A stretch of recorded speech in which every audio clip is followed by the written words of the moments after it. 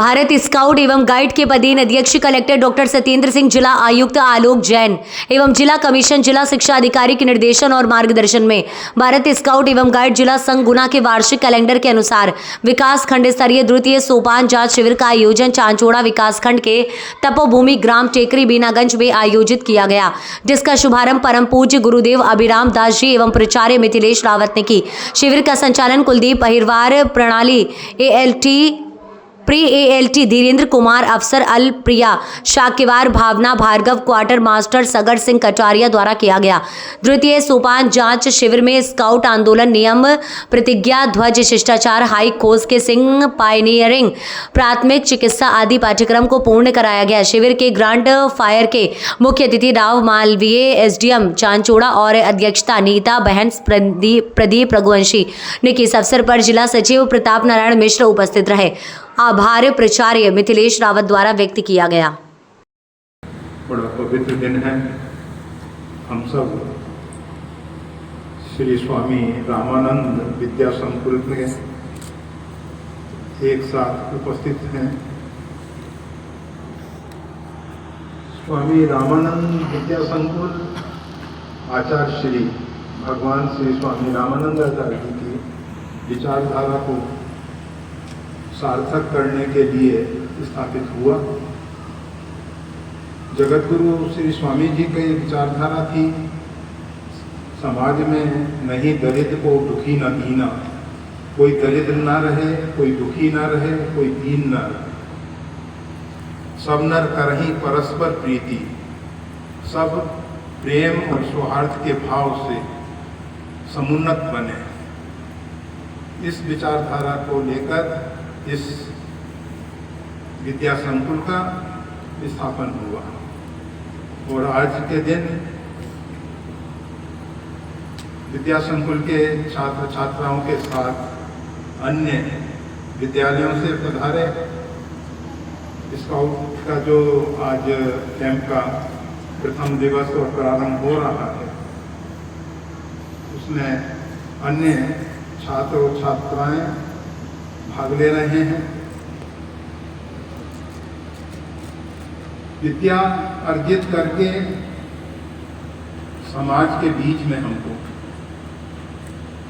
परमात्मा की सेवा में समर्पित होना है।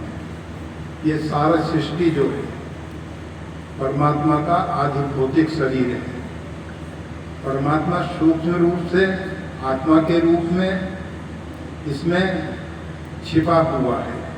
हम उस परमात्मा को नहीं देख पाते।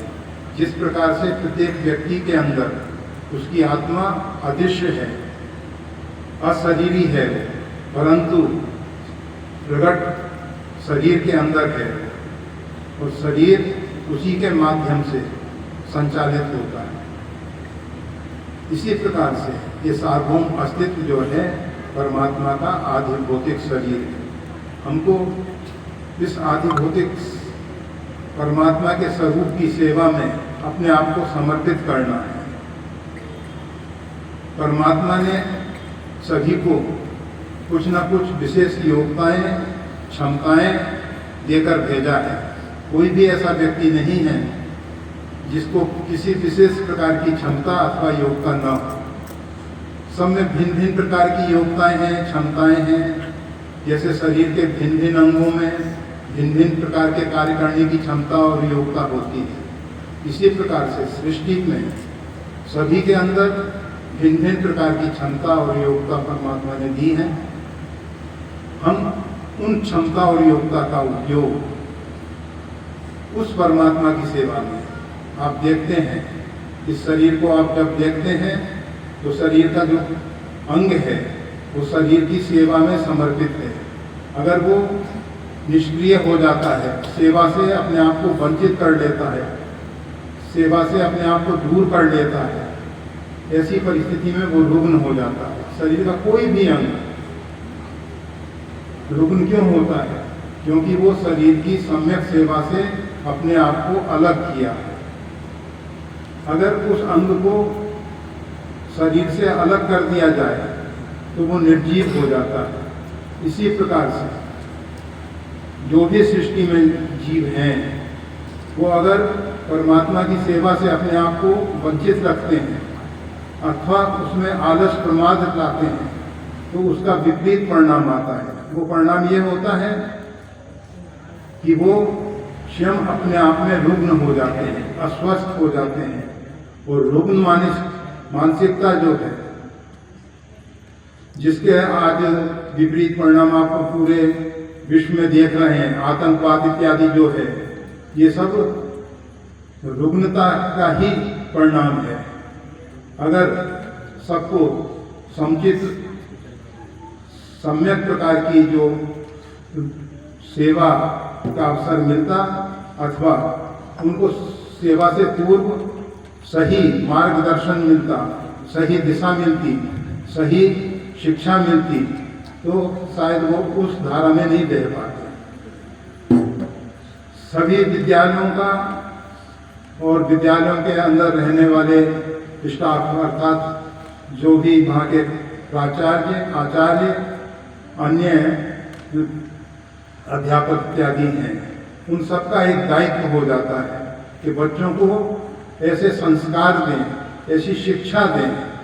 संस्कार केवल हनुमान चालीसा का पाठ कर लेते हैं अथवा कुछ गीता के श्लोक अथवा अन्य अन्य प्रकार के कुछ श्लोक कंठस्थ कर लेते हैं, उतने मात्र से संस्कार नहीं होते हैं। संस्कारों के लिए वो श्लोकों का जो भावार्थ है, जो हम स्वाध्याय कर रहे हैं, उन ग्रंथों में, उन स्तोत्र में, उस काव्य में क्या कहा गया है और उसके पीछे क्या लक्षित है, उसका भावार्थ क्या है, वो किस भाव को लेके हमको कौन सा मार्गदर्शन दे रहा है, उन सब पे हमको विचार करना होता है। हम ज़्यादा समय नहीं लेना चाहते हैं, हम केवल इतना कहना चाहते हैं कि जितने भी विद्यार्थी हैं, विद्यार्जन के लिए आ रहे हैं, ये सब एकाग्रचित होके, क्योंकि आप सब जानते हैं सूर्य की किरणें अगर बिखरी हुई हैं तो उनके ताप को हर एक व्यक्ति सहन कर सकता है, परंतु उन किरणों को अगर एकाग्र कॉन्वेक्स ग्लास के द्वारा अगर उसको केंद्रित कर दिया जाता है तो वो अग्नि प्रकट कर देती है।